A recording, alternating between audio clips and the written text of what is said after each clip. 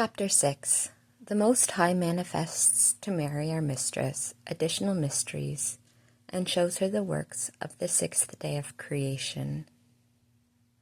While the Most High continued the proximate preparation of our heavenly princess for the reception of the eternal Word in her virginal womb, she, on her part, persevered without intermission in her fervent sighs and prayers to hasten his coming into the world.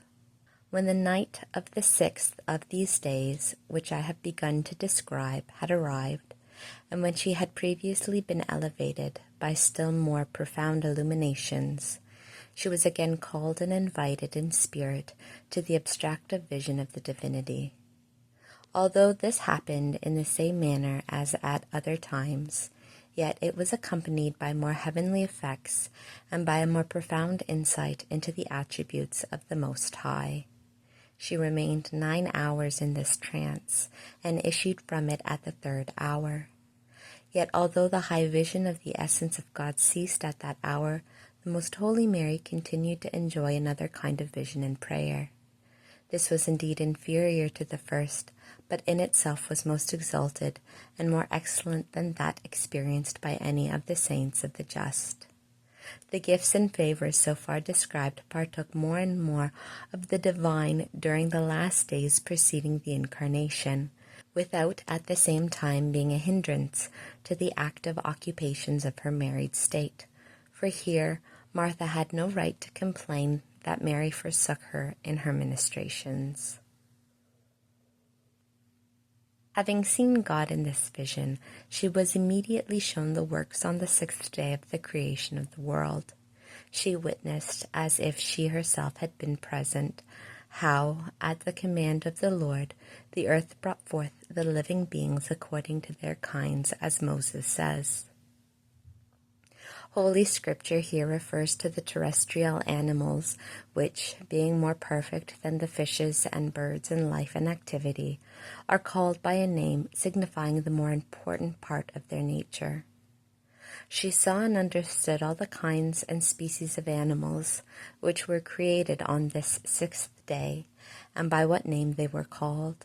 Some beasts of burden, because they serve and assist man; others wild beasts, as being more fierce and untamed; others reptiles, because they do not raise themselves, or very little, from the earth.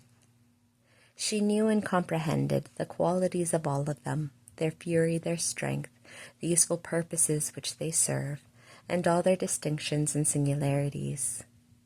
Over all these she was invested with dominion, and they were commanded to obey her. She could, without opposition on their part, have trodden upon asps and basilisks, for all would have meekly borne her heel. Many times did some of these animals show their subjection to her commands, as when, at the birth of her most holy Son, the ox and the ass prostrated themselves, and by their breaths warmed the infant God at the command of his blessed Mother. In this plenitude of knowledge and science, our heavenly Queen understood perfectly the secret ways of God in making all creation serve for the benefit of man, and how much man owes to his Creator on this account.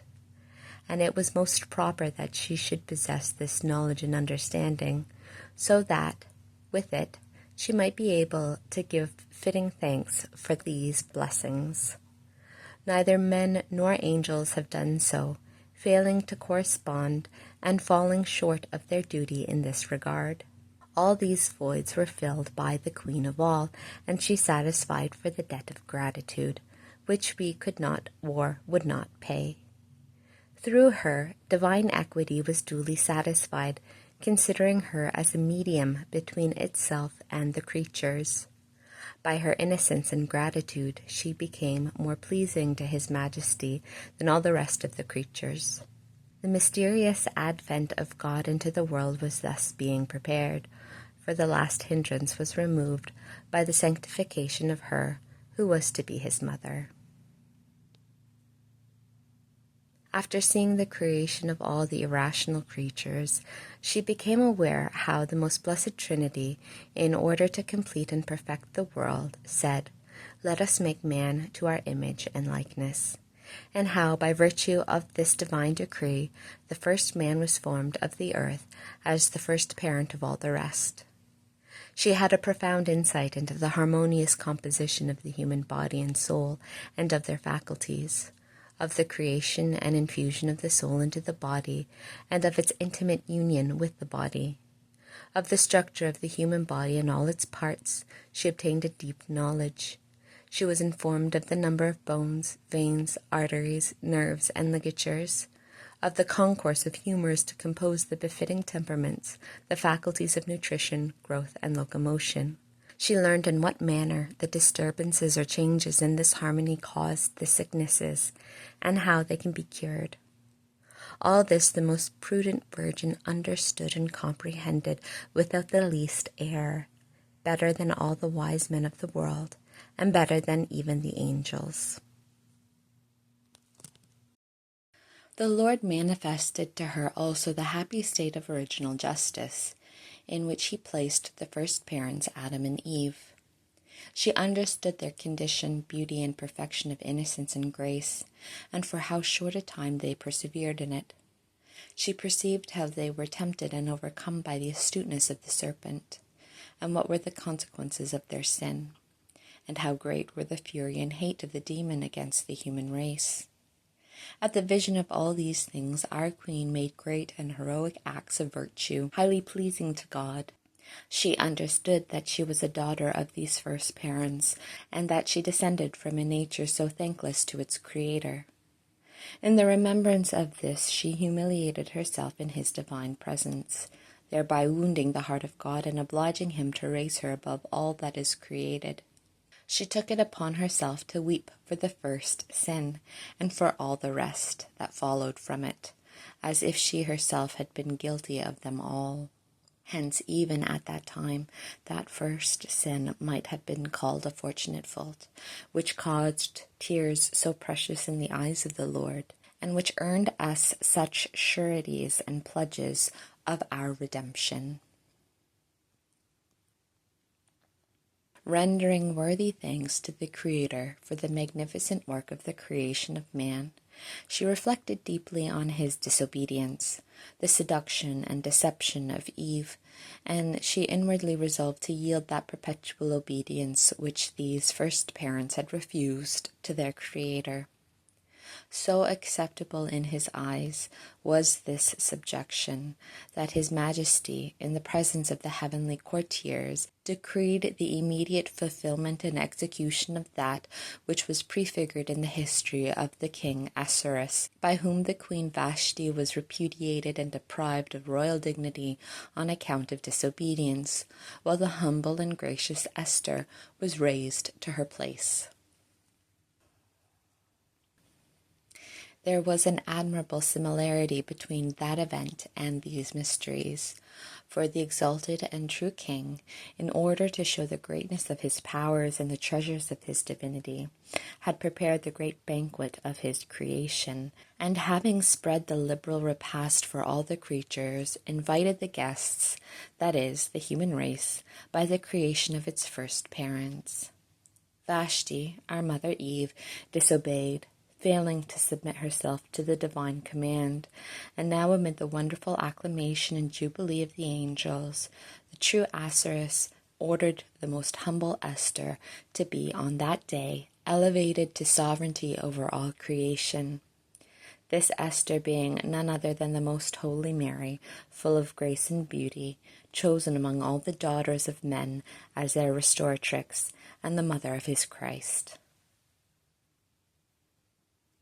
In the plenitude of this mystery, the Most High infused into the heart of our Queen a new abhorrence of the demon, such as filled Esther toward Ammon, and thus it happened that she thrust him from his position of superiority and command over the world. She crushed the head of his pride, hanging him on the gallows of the cross, where he had hoped to destroy and conquer the God-man, but was himself chastised and overcome by it. Toward all this, the most holy Mary was instrumental, as we shall relate in its place, just as the envy of the dragon against the woman, that is, this heavenly lady, commenced in heaven, when he saw her clothed with the sun. So this strife continued until he was deprived of his tyrannous dominion. Just as the most faithful Mardukis was given the position of the proud Ammon, so also was honored the most chaste and faithful Joseph, who continually urged her to pray for the liberty of her people. This was the constant subject of conversation between Joseph and his most pure spouse. For this very purpose was he raised to the summit of sanctity and to the exalted dignity of holding the sealing ring of the highest king, whereby he received authority to command the God-man himself, as is related in the Gospel. Having experienced all these mysteries, our queen issued from her vision. An instruction which the heavenly queen gave me.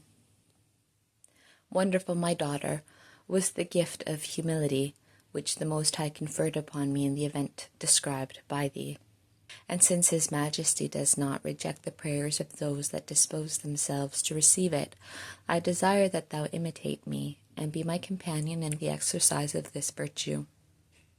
I had no part in the sin of Adam, for I was exempted from his disobedience. But because I partook of his nature, and by it was his daughter, I humiliated myself in my estimation to nothingness. In the light of this example, then, how far must those humiliate themselves, who not only have had a part in the first sin, but also have committed other sins without number? The aim and motive of this humiliation, moreover, should not be to remove the punishments of those sins, but to make restoration and recompense for the diminution and loss of honor which was thereby occasioned to the Creator and Lord. If a brother of thine should grievously offend thy natural father, thou wouldst not be a loving and loyal daughter of thy father, nor a true sister to thy brother, if thou wouldst not grieve for the offence, and weep not over his ruin as over thy own. For to the father is due reverence, and to thy brother thou owest love as to thyself. Consider then, dearest, and examine in the proper light how much difference there is between thy Father, who is in heaven, and thy natural father, and how all of you are his children, bound together by the strictest obligation of brethren and of servants, of one true master. Just as thou wouldst shed tears of humiliation and confusion at some ignominious fault of thy natural brother, so I wish that thou do it for the sins which the mortals commit against God, sorrowing for them in confusion, as if thou wert responsible for them thyself.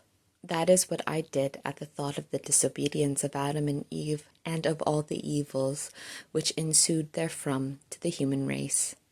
And the Most High was pleased with my charitable interest, for most agreeable in his sight are the tears shed for the sins which are forgotten by those that have committed them.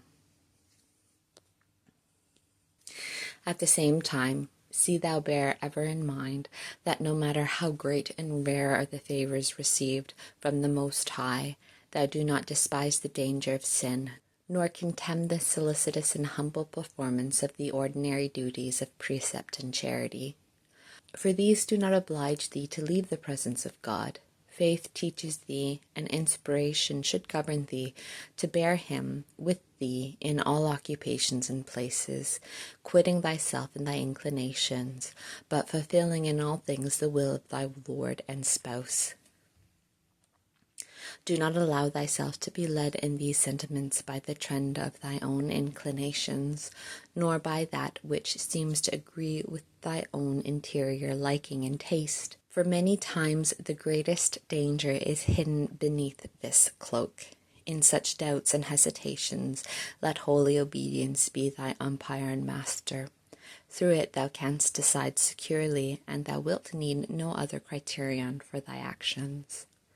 Great victories and advances in merit are connected with the true submission of self and subjection of our own judgments to those of others. Thou shouldst never wish to retain for thyself the power to will or not to will. Then thou shalt sing of victories and overcome thy enemies.